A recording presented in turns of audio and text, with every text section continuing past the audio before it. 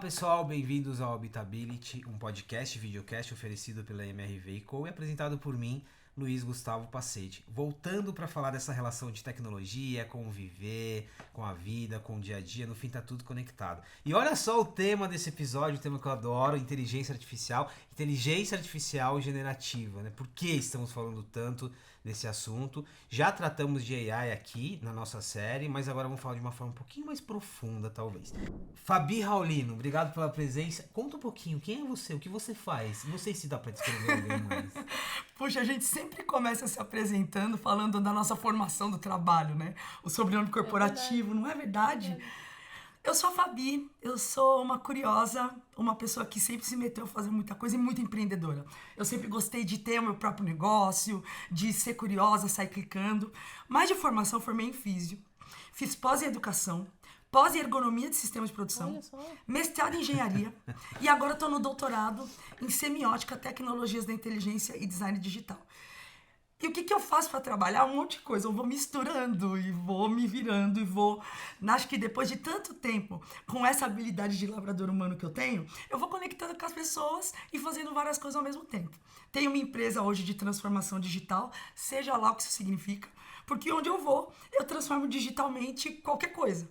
Então a gente só vê a demanda e vê o que dá pra fazer com ela. Ô Fabi, se fosse em outros tempos, e ainda bem que a gente tá se libertando, eu diria, nossa, mas não sabe o que é da vida, né?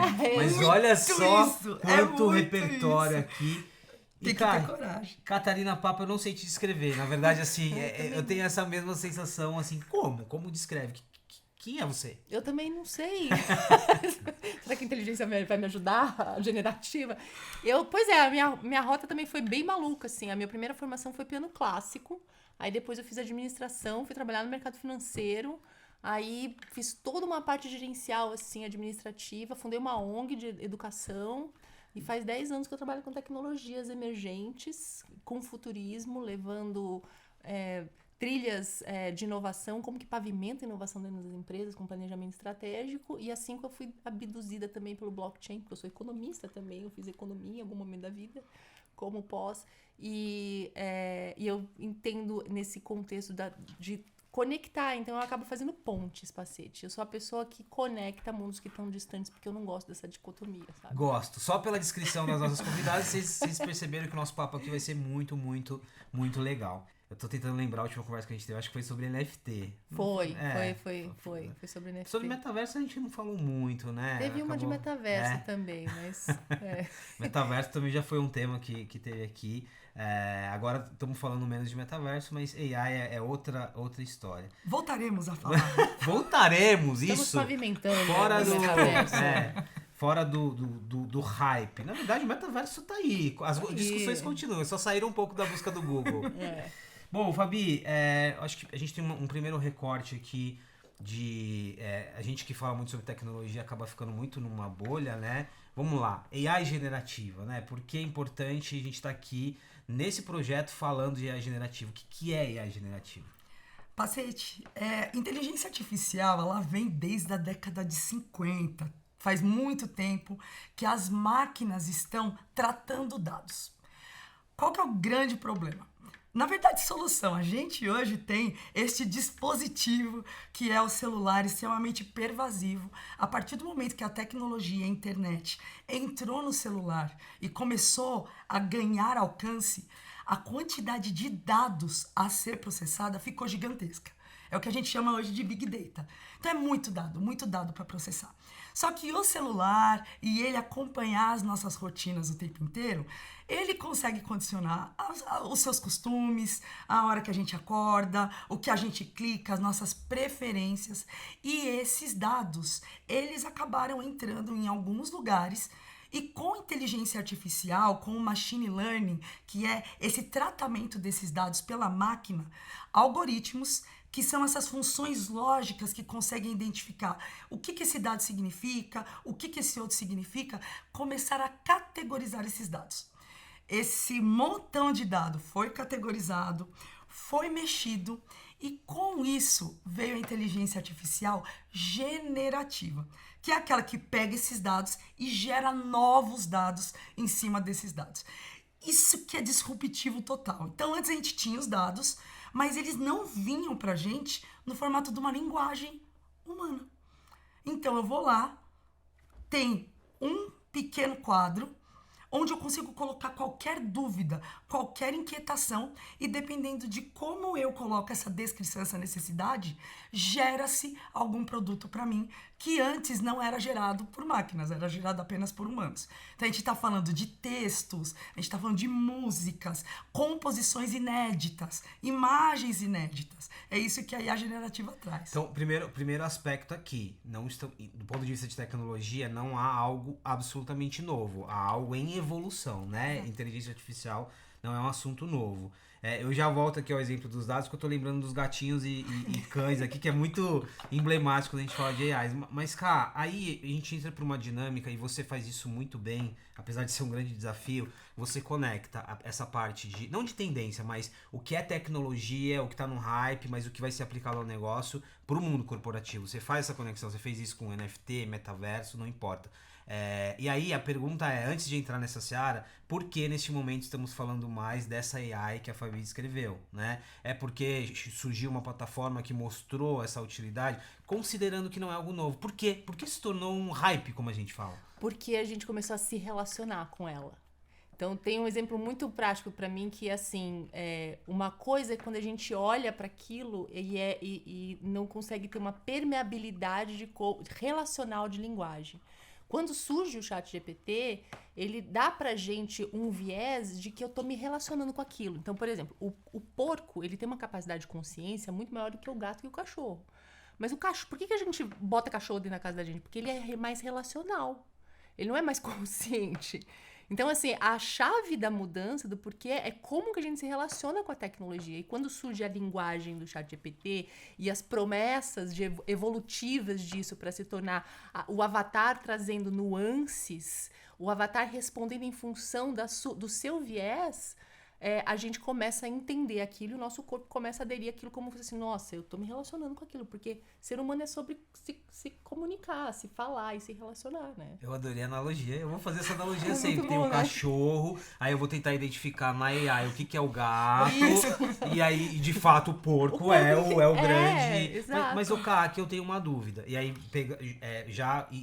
explicando, né? E de novo, o ChatGPT, uma plataforma de uma empresa chamada OpenAI, que começou como uma organização e tornou-se uma companhia, que traz aí alguns atributos que depois a gente vai explicando melhor. Mas essa parte de humanização, quando a gente tem um chatbot, por exemplo, que é esse chat que a gente fala aqui no app do banco e que eu não gosto mais de conversar, também tem ali inteligência artificial e tal. Qual que é a diferença? Só comparando, porque eu acho que o chatbot ele é muito presente nas nossas vidas, né? Então, de fato, a gente já vinha usando o AI. Mas por que o chatbot, às vezes, não é um cachorro? Porque ele não é o generativo. Porque então... eu não tô dando para ele a habilidade dele responder em função da conscientização dele em função dos elementos internos que ele tem. Ele é limitado. Ele é limitado em função de uma linguagem de programação. E aí, quando a gente entra pra AI, é como se a gente largasse... Sabe igual o filho que você tá cuidando, assim, de repente você larga a mão e ele começa a andar sozinho, você fala assim, meu Deus, é um pouco desse lugar, assim, você evoluiu um pouco mais pra dar liberdade pra ele se autoconstruir. Não sei se vocês já fizeram esse teste, mas se você fala assim, responde pra mim num viés, sei lá, de político, essa frase, como que eu falaria isso para um pessoal desse contexto, ele vai ser diferente de quando eu pedir para o ChatGPT responder aquilo para um outro viés, ou seja, ele está dando uma linguagem natural de comunicação. Ele está interpretando dados que nem a gente fez essas correlações antes. Ká, sabe que eu estava lembrando do exemplo dos bichinhos? O ChatGPT, dependendo de como você se comunica com ele muda a personalidade de resposta. É isso, então, se a gente é muito objetivo, há a interpretação de responder com objetividade. Agora, se você traz, por exemplo real. Eu tava com meu gatinho, gente, rebelde, Cícero. Cícero estava pela casa, extremamente rebelde, e eu fiz a pergunta pro ChatGPT. O que pode estar acontecendo com o meu gato? Ele respondeu super técnico e sempre ao final... Procure um veterinário, porque essas informações, elas não são específicas do seu gato. E depois eu coloquei assim, ChatGPT, estou muito apreensiva com meu gatinho Cícero. A resposta foi outra. Outra, né? Completamente Outra. diferente. Sinto muito por Cícero. E isso, então aqui, o núcleo da IA generativa está baseado nisso. E não foi alguém que determinou que essa resposta vai ser diferente. A própria inteligência artificial mudou o tom de acordo com a tua pergunta, com a tua afirmação ali. É isso. É isso, é assim que ela é treinada. E é por isso que a linguagem... Imagine hoje a gente poder fazer uma pergunta, porque para ir para o Google, eu preciso ir com palavra-chave que eu conheço. Se eu não conheço a palavra, eu não consigo buscar com tanta eficácia. Com o ChatGPT e Bard e outras que surgirão, eu consigo fazer um texto enorme com a minha intencionalidade. Então eu consigo dar contexto. Eu sou essa pessoa, eu tô com essa necessidade, eu tô sentindo isso. Então, de forma lúdica, de uma forma encantadora, crie o texto que vai vender o meu livro. Produza uma música para que eu toque em determinado lugar que eu vou ao final de semana. E ela consegue, por mais complexo que seja esse prompt de comando, ou seja, a minha dúvida, o meu pedido, a minha intencionalidade, quanto mais complexo, mais ela vai entender. E na velocidade, que é isso que nos surpreende também, ela trata esses dados e nos devolve uma resposta. O nosso cérebro, ele tem um espaço vazio para criação de histórias, né? Você conta uma história para uma criança, ela aceita. Por que ela aceita? Porque o nosso cérebro é preparado para acolher histórias e ele é preparado para mimetizar. É uma lei da sobrevivência. Eu mimetizo, ou seja, eu copio quem está do meu lado, eu fico muito próximo e semelhante a quem está do meu lado porque eu preciso sobreviver. Então, quando a tecnologia começa a olhar pra gente e ser mimética a gente, e a gente ser mimética a ela, a gente tá numa relação ali que começa a interferir entre o que é natural, tecnológico, e quais são essas fronteiras mesmo, sabe? Que tem milhares de dúvidas, né? Porque o que é natural e o que é tecnológico? Senão, no futurismo a gente fala muito isso, que a tecnologia, será que ela é separada do natural? Eu tô criando algo também, né?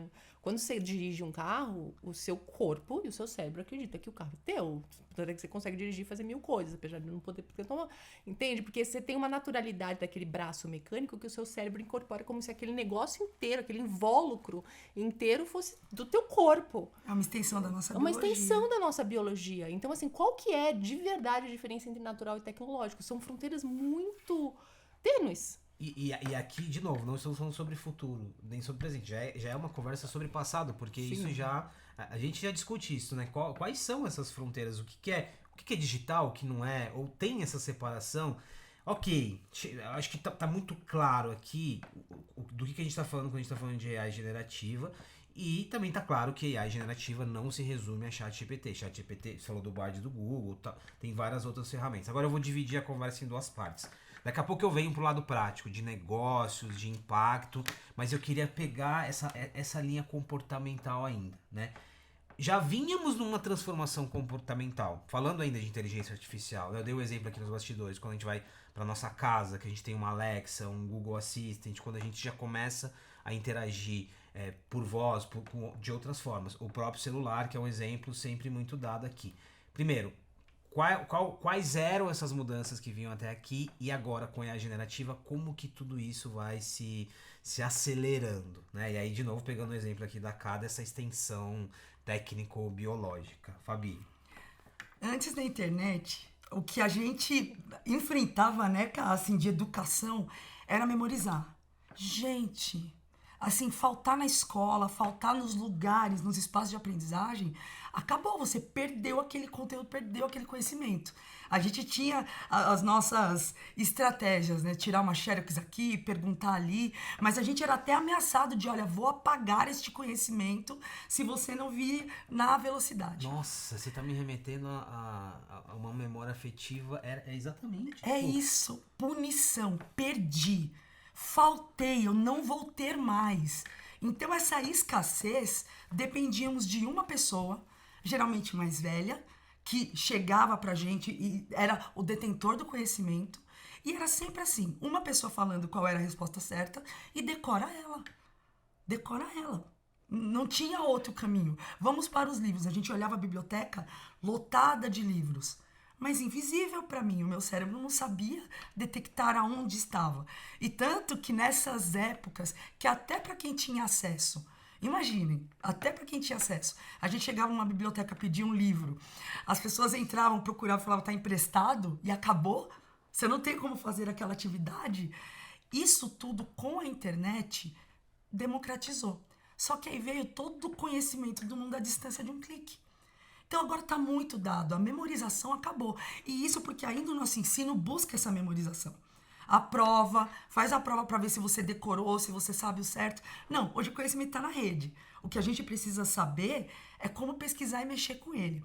Então acho que vem daí, Pacete. A partir do momento que, quando eu sou jovem, eu tenho dúvidas em relação à sexualidade, ao que eu sinto, eu tenho vergonha, eu olho no meu meio, eu não tenho para quem perguntar e vivo a vida com medo, quando eu vou pro meio digital, sou eu, o que eu teclo, o que vem para mim.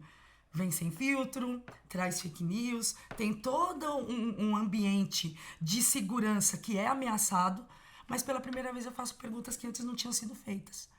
Pela primeira vez eu pergunto, por que não tem boneca da minha cor? Eu sempre peguei uma Barbie loira. E quando essas perguntas começam a rodar e as pessoas começam a se relacionar de uma forma mais macro e mais diversa pela primeira vez, é aí que essas necessidades começam a surgir. Então, a gente começou a enfiar muito dado na internet. A gente começou com a Web 1, né, cara? Que eram aquelas páginas estáticas, que a minha internet e a de todo mundo era igual. Mas hoje a gente tá na Web 2, que dependendo da tua busca, ela condiciona para vir para você sua preferência. E a gente foi colocando dados do que a gente quer comprar, do que a gente quer comer, do que a gente quer assistir, e foi colocando. Hoje, com todos esses dados, a gente consegue gerar outros. Então a gente já enfiou um monte de imagem do que é um labrador. Então agora a IA, ela consegue, segue um labrador. E você consegue dar um comando para ela. Eu quero um labrador montado num sorvete voando em direção ao arco-íris. E ela gera essa imagem. Aí, primeiro, a questão da memória. E aqui tem, eu não sei se a palavra certa seria polêmico, mas essa é uma discussão. Muitas vezes a gente tem um olhar, a Fabi trouxe um olhar positivo sobre isso, né? Não tem problema, tá tudo bem. Você delegou a tecnologia, né? É a extensão da sua memória. Tem um olhar, muitas vezes, discutível, né? Não, mas estou perdendo a capacidade de memorizar o número do celular, mas isso é relevante, não é? Tem essa discussão. Aí quando a gente pega esse exemplo e leva, no caso do ChatGPT, AI generativa, com essa ideia de que a AI começa a fazer algo pra mim, a gente também entra numa mesma discussão, porque me parece que vem a parte do o que vai ser humano, o que vai ser tecnologia, pra que eu vou servir?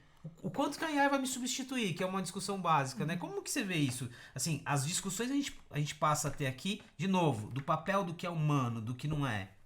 Pois é, eu também sou otimista em relação a isso, porque eu vejo assim, quando uma tecnologia é inventada, o carro foi inventado, gente, o bidê é uma tecnologia, certo? A gente tende a achar que tecnologia é só o que nasceu depois da gente, mas não.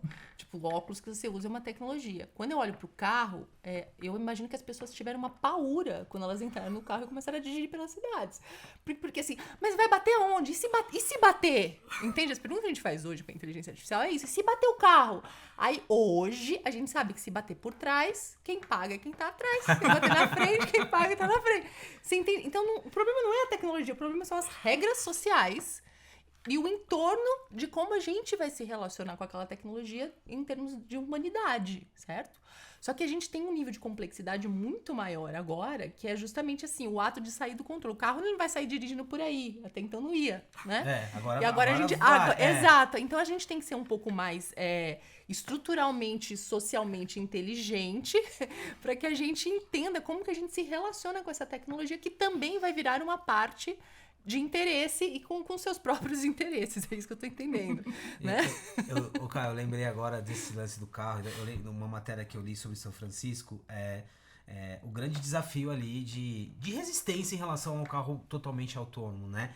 E aí tem carros autônomos que muitas vezes a matéria ela narra uma situação. Tem uma pessoa que chamou ali um Uber autônomo, ela tá entrando e uma outra pessoa fala, mas você vai entrar aí? O que vai acontecer? Assim, você confia? E aí tem uma outra parte dessa história que as pessoas começaram a hackear, que estavam protestando, colocaram um cone no capô do carro, porque aí a partir do cone o carro não consegue se movimentar. Essa é uma discussão que passa por um lado engraçado, mas é isso também, né? Você vai lidando com resistências, discussões... Gente, o Uber que a nossa mãe mandou não fazer. Entrar no carro do Esther e pegar uma bala.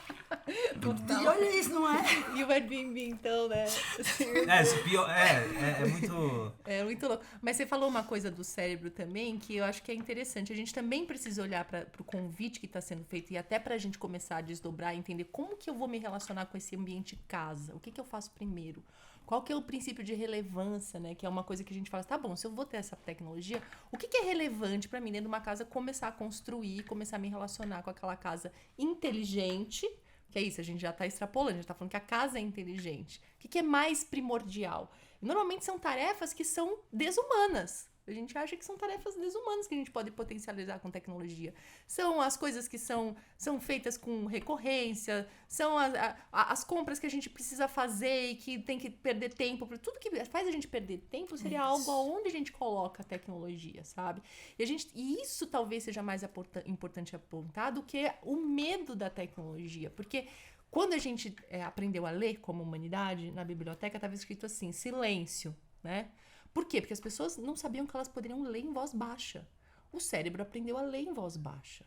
E existem estudos que mostram quanto o nosso cérebro mudou em relação a isso. Então, a gente está num momento de mudança até da forma como fazemos as nossas sinapses estruturais.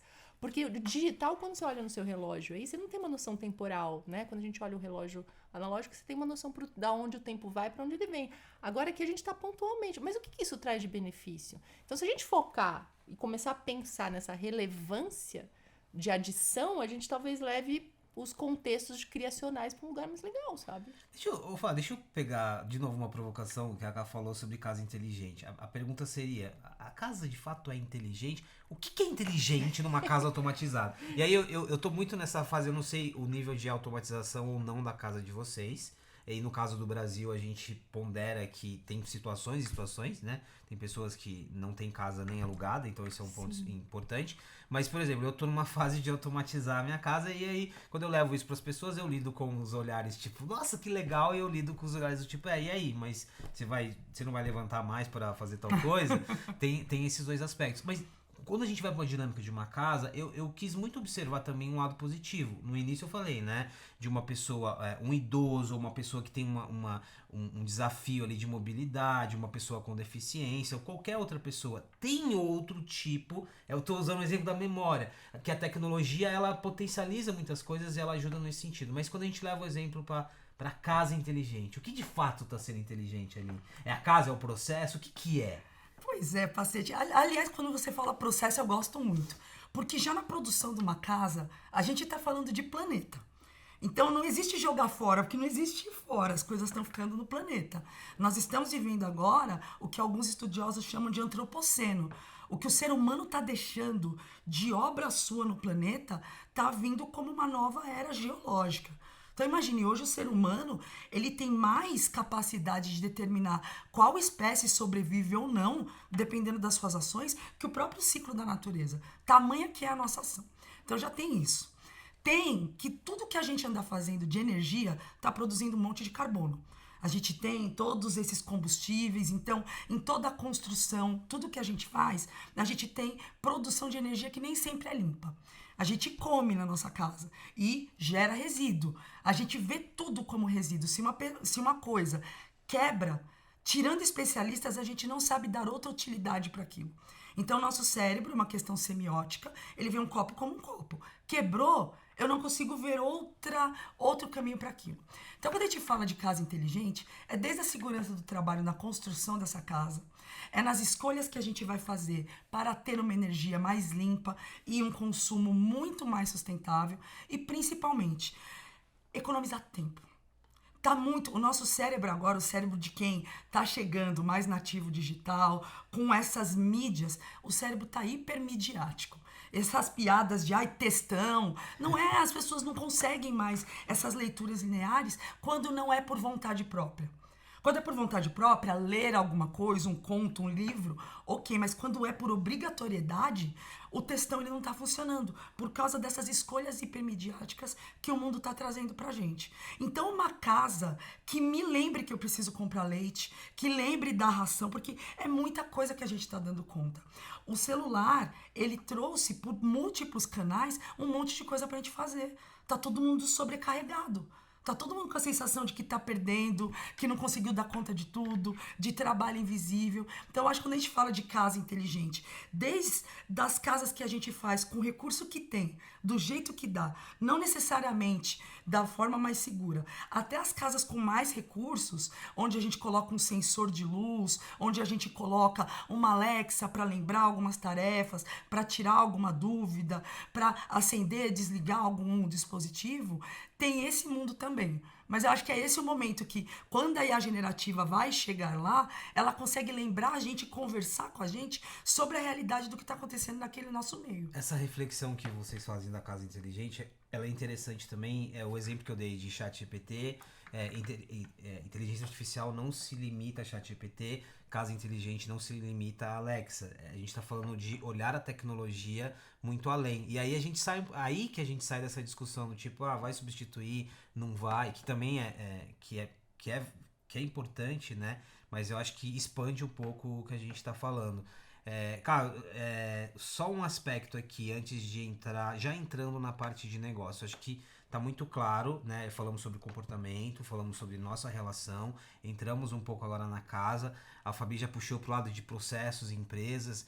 Quando a gente leva essa conversa AI generativa pro mundo dos negócios, pro mundo das empresas, pros bancos e por aí vai, e conectando de novo com dados, e se trata de fato do que estão dizendo aí, é uma revolução, não é? É uma nova era, não é? Qual que é a sua leitura? Pois é. Em primeiro lugar, assim, eu recebi muita ligação assim, mas Catarina, né? Eu lido muito com investidor também, né? Eu quero investir em inteligência artificial, mas o que eu faço? Né? Então, assim, primeiro que a gente tem que olhar para a inteligência artificial como água, sabe? É um recurso. Ela vai estar em todos os negócios. Né? Você usa água para construir cerveja, você usa água, inclusive, para construir casa, né? Mas ela vai se adaptar em função. É diferente como que eu uso a água em cada um dos negócios. E o que a gente precisa entender também, uma segunda camada como negócio, é que a gente está a gente é babá de inteligência artificial. A inteligência artificial tem 2 anos, estamos ciceroneando ela, entendendo como a gente se relaciona. E assim, eu nem sei como me relacionar com uma criança de 2 anos, entende? Ainda tô tentando aprender, né? Assim, como que eu faço? Quem sou eu no rolê? Né? Eu acabei de virar mãe aqui, não sei me relacionar. Então a gente tem que entender todas se colocar temporalmente no negócio. E aí tem 2 princípios que eu vejo muito que as empresas estão se aproximando, que é muito legal, que inclusive eu coloquei no ChatGPT, né, perguntei pro ChatGPT, ele também não sabia, então eu tô achando que a gente tá um pouco na frente, que é o princípio da relevância. Então, o que eu faço hoje que é relevante mesmo, que problema eu soluciono, sabe? E que vai dar liberdade, seja uma liberdade de usar as mentes das pessoas para serem menos operacionais, coisas menos mecânicas, atendimentos, cruzamento de dados, principalmente em esferas enormes que a gente nunca tinha cruzado dados antes, na medicina, por exemplo. Então, os dados estão espalhados. O que eu faço para ser relevante usando essa ferramenta? E como que eu faço num princípio de principalidade? Onde eu preciso manter a ética do negócio. Eu preciso por princípio, colocar o ser humano como capitão ainda do rolê. Né? Então, assim, é uma decisão também da empresa, e quando você pega e usa isso, entende quais que são a principalidade e a relevância, seja lá qual que for o seu negócio, com certeza você vai cair num lugar onde você vai desenvolver algo mais inteligente. Eu gosto muito de comparar com as tecnologias que a gente já vivenciou, porque fica mais fácil. Então, no caso do carro, o carro era mecânico, né? O câmbio, você ficava tum, aí você gastava braço, era mecânico aquilo. Aí veio o carro onde tem a marcha automática, melhorou, é relevante. Vale ter investido naquilo? Vale. Por quê? Porque no começo era mais caro você comprar um carro automático, principalmente num país como o Brasil, que surgiu essa mudança, certo? Mas ele ajudou a gente em algumas coisas? Faz sentido em termos de relevância? Aí outro dia eu entrei num carro que não tem mais nem isso, né? Porque não faz sentido. tem um botão, aí você aperta o botão, fala assim, olha que interessante. Com isso daqui 3 vira um funções botão. apenas. 3 funções apenas. E aí é um termo estético de design que talvez não seja relevante, mas seja uma evolução mais lapidada, sabe? Então, é com essas mecânicas que a gente tem que começar a entender qual que é, para onde que eu posso investir e começar a investir na curva da educação disso. O Fá, a Ká usou uma analogia interessante, que é da água. Várias, né? É a máquina das analogias interessantes.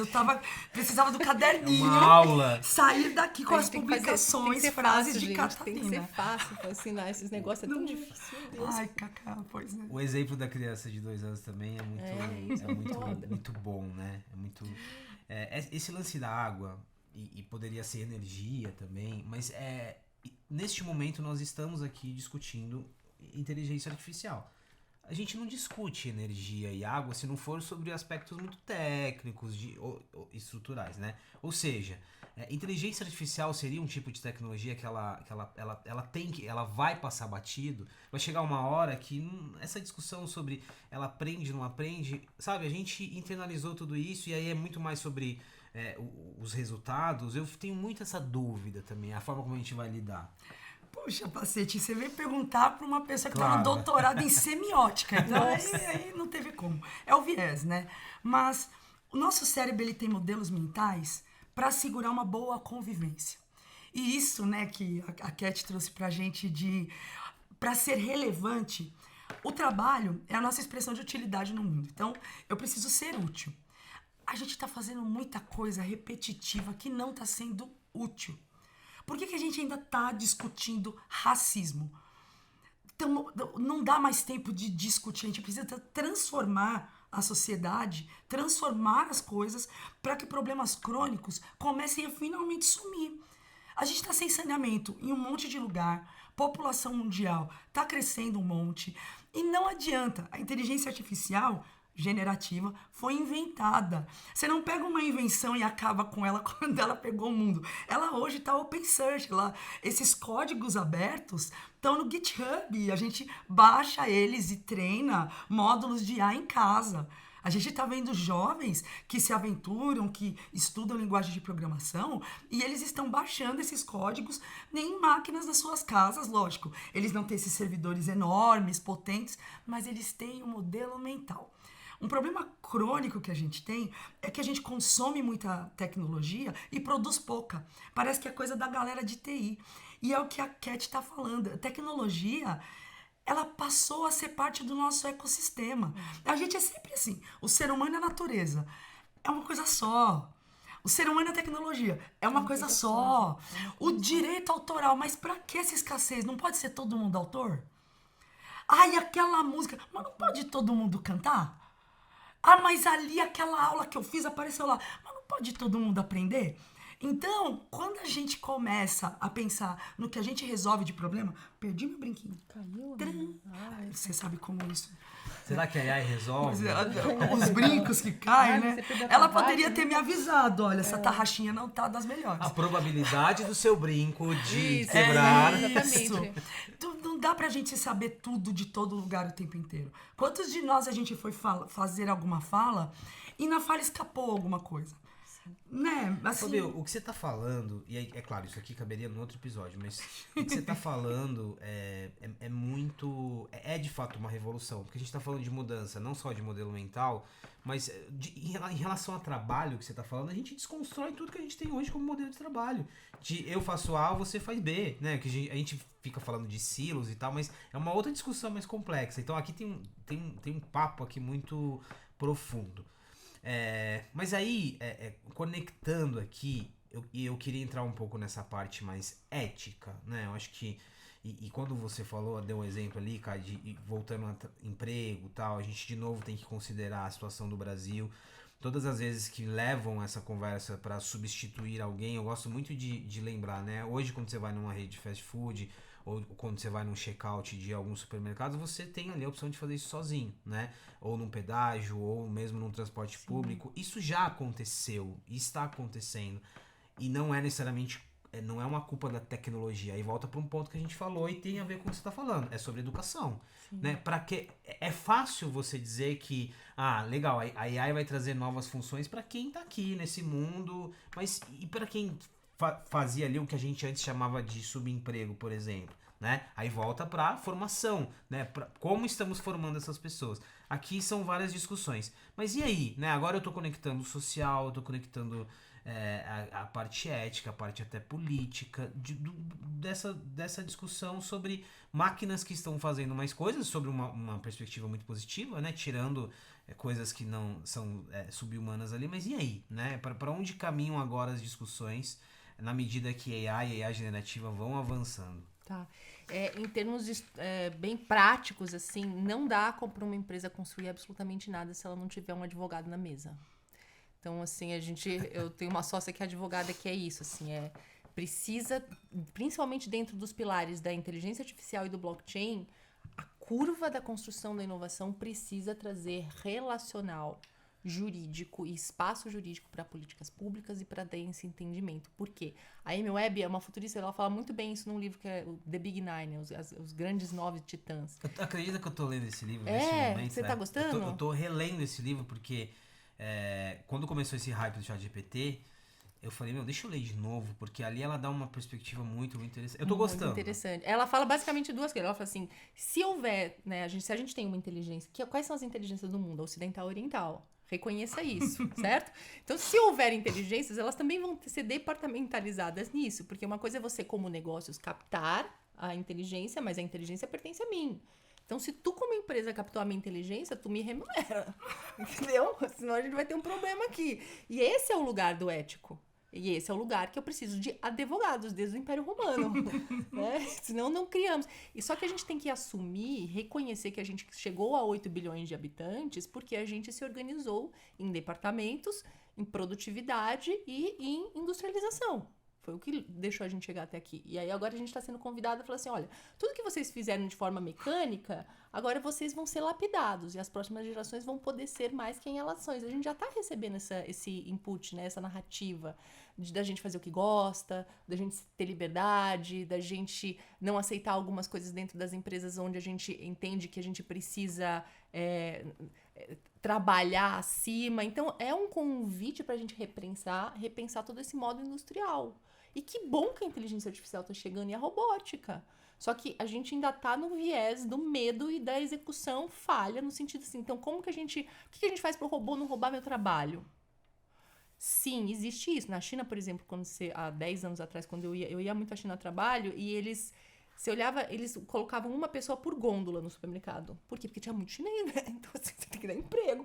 De verdade, assim, cada gôndola que você entrava tinha um chinês aqui, um chinês. Nossa, quanta gente. E aí a gente foi começando a entender que a mentalidade deles é: eu preciso gerar empregos, mas eles, como política comunista, eles não conseguem fazer isso como população. Então, é outro lugar, entende? É um convite para deixar na cara, realmente, toda uma reestruturação que a gente precisa fazer como sociedade. É interessante você falar que é muito pra China, do jeito que você falou, parecia uma ponte aérea, né? Mas isso foi algumas vezes. Eu tive uma experiência recente na China e também foi muito... Mas eu fiquei refletindo muito sobre isso e o que você está falando aqui, e conecta de novo com o Fabi, estamos sendo programados por uma nova dinâmica, e aí é uma dinâmica de sociedade, eu diria até de religião, de política, e tem a ver com o trabalho, mas é de modelo econômico também, né? Se você imaginar que a gente condicionou a nossa economia, que gera emprego, ao consumo, e olha que loucura, e eu percebi isso muito na China, de novo, é quase um paradoxo, são bilhões de pessoas que precisam de trabalho e fábricas cada vez mais robotizadas e uma China muito tecnológica. E aí, né? O que a gente vai fazer? Exatamente. Acho que claro que a China não é parâmetro para comparações diretas, mas tem muito ali o que tá acontecendo, né? Olha. Tem uma coisa interessante que assim, né? Olha só como dá para fazer um shift, mudar mesmo, assim, modelo de negócio e paradoxo comportamental. Se realmente tudo que eu faço está sendo monitorado e eu tenho dados, será que só a minha existência vai me fazer sobreviver economicamente porque meus dados estão sendo coletados e usados? Quem vai me pagar por isso? É simples assim, sabe? Quem é a empresa que está se propondo a fazer pagamento de dado para mim pela minha própria existência? Cadê? Mas não é LGPD, não é... É mais. É mais do que isso. Ó, você que tá assustado aí, preocupado também, fica tranquilo, tá todo mundo na mesma página, tá? Tá todo mundo na mesma página. Isso aqui não é ficção, mas só pra gente partir pras conclusões, uma outra reflexão aqui, que também parte, Fabi, quando você tava falando de modelo de trabalho, por quê? Será que todo mundo pode cantar e por aí vai? Eu que sou de humanas, a gente sempre tinha esse medo, né? Nossa, mas agora a gente vai ter que programar, né? Agora a gente vai ter que virar profissional de TI. Até os profissionais de tecnologia estão vivendo esse mesmo dilema, porque hoje, quando a gente fala de low code ou de programação, os profissionais que programam estão olhando para um cenário em que todo mundo começa a poder programar. Então, assim, é um desafio que ele é transversal, é tudo, não é específico de alguma profissão, né? Então, é só para consolar um pouquinho e para não ser alarmante. Fabi, vamos para as conclusões finais, porque a gente poderia ficar aqui 4 horas, mas temos menos de 50 minutos para essa conversa. E aí, né? Eu gosto sempre de terminar com uma provocação. Eu não gosto de falar muito sobre futuro, né? Porque a gente é muito baseado, mas assim, e agora? O que eu faço como pessoa diante desse cenário aqui que... Apesar de vocês terem colocado visões muito positivas aqui, né, otimistas, ele é muito desafiador. O que eu faço como pessoa, como profissional, como pai, como mãe, como irmão, enfim. A sensação de controlar, ela é muito mais confortável. A gente nunca esteve no controle sobre nada, mas antes era mais fácil pensar assim. Então, acho que a gente já generalizou demais para dar conta das coisas. Então, para colocar todo mundo na escola, vamos generalizar. A gente coloca todo mundo aqui, vamos padronizar, aí a gente atende todo mundo. Então, acho que a gente está chegando num ponto que a gente vai parar de generalizar e a gente vai poder ver cada pessoa em profundidade. É nisso que, como educadora, eu sonho, eu trabalho, eu paro e eu vejo que é uma possibilidade. Hoje, com inteligência artificial, eu preencho dados meus, ela sabe dados meus e ela personaliza coisas para a gente deixar de ser um número, para a gente parar de falar, eu fiz aquele curso e não aprendi nada, eu tô nesse trabalho, não vejo sentido, propósito, mas eu não sei para onde ir, porque não foram apresentados para a gente todos os caminhos possíveis. São vários. Então, quando eu falo, certos empregos vão deixar de existir, esses nomes dos empregos vão virar coisas que a gente faz. Porque eu sou de uma geração que falaram que eu precisava fazer uma faculdade para virar uma coisa pro resto da vida. Eu fiz físio. Eu tô falando aqui de semiótica e inteligência artificial. Nunca foi limitado para mim. Porque eu posso fazer o que eu quiser como ser humano. Eu tenho poder de criação aqui. Só que nos limitaram pra gente ter uma profissão, um caminho. Não dá pra fazer isso. Eu sou de exatas, humanas, biológicas. Isso quem consegue chegar numa faculdade. Então agora não tem um nome que define sua profissão. A gente vai começar a não diferenciar o que é hobby, o que eu amo, o que eu queria fazer porque minha família fazia. Não, agora a gente vai ter múltiplos caminhos, é o que eu acredito. E até uma questão de representatividade aqui, né? O que eu sou, se é a minha profissão que me limita, mas eu não consegui... Eu não me formei numa faculdade, mas olha o que eu faço aqui. Meu, muito, muito bom. Cara, e aí, assim, esse negócio de futuro com você é uma conversa muito interessante, porque eu também não sei te descrever, eu não sei exatamente, é difícil te descrever, mas, assim, você já fez muitas dinâmicas, muito além da consultoria um pouco mais prática, você já fez muitas dinâmicas fazendo esse exercício de futuros emergentes e por aí vai. E aí, qual que é a sua visão em relação a isso? Para onde você acha que a gente caminha? O que devemos considerar aqui para ter um ponto de equilíbrio entre não rejeitar essa conversa, sim, mas também não ficar perdido? Perfeito. Eu sinto muito que a gente precisa buscar nas nossas características que são as mais humanas que a gente tem, que é a visão. Quando a gente olha para alguma coisa, a gente só consegue se mover porque a gente viu e desejou aquilo, imaginou, então a imaginação é muito humana. A criatividade é muito humana e a curiosidade. Então, olhar com distância para o que está acontecendo na tecnologia não vai adiantar, vai deixar a gente com medo e é melhor assim, a gente, né, esquecer. Se relacionar com essa coisa, com um sentido de curiosidade quase de criança mesmo, quase infantil, sabe? O que está acontecendo? Deixa eu testar esse negócio, deixa eu entrar aqui e ver como que funciona esse chat GPT, como que funciona essa intenção. Porque a gente... E olhar para o ambiente... Por exemplo, principalmente quando a gente fala de imersão, dessa coisa de metaverso, isso daqui é um ambiente... A casa de uma pessoa é o melhor ambiente 3D que eu conheço. certo? E assim, eu sou um avatar, único, exclusivo, eu tenho meu próprio, eu sou uma NFT, porque eu tenho, né, assim, as minhas próprias características não fungíveis, digital, única, e eu tô aqui presente. Então, assim, lidar com a tecnologia é assumir e reconhecer a nossa presença como humano, como uma tecnologia corpórea que existe aí há bilhões de anos que a gente não consegue nem imaginar. Então, o corpo, ele tem uma tecnologia, esse lugar, e a gente vai saber lidar com isso, sem o medo, sabe? Eu equivocadamente disse que a gente partiria para as conclusões, mas não tem conclusão Tem, aqui. Não existe conclusão. E aí a gente tem que se acostumar com isso. Na vida não existe conclusão. Eu queria muito agradecer. Foi um papo aqui de tecnologia, menos de tecnologia, muito mais de humano e sociedade, do jeito que eu gosto muito. Obrigado, Fabi, pelo convite e por trazer esse olhar também muito apurado, né? Não só como exemplo, né?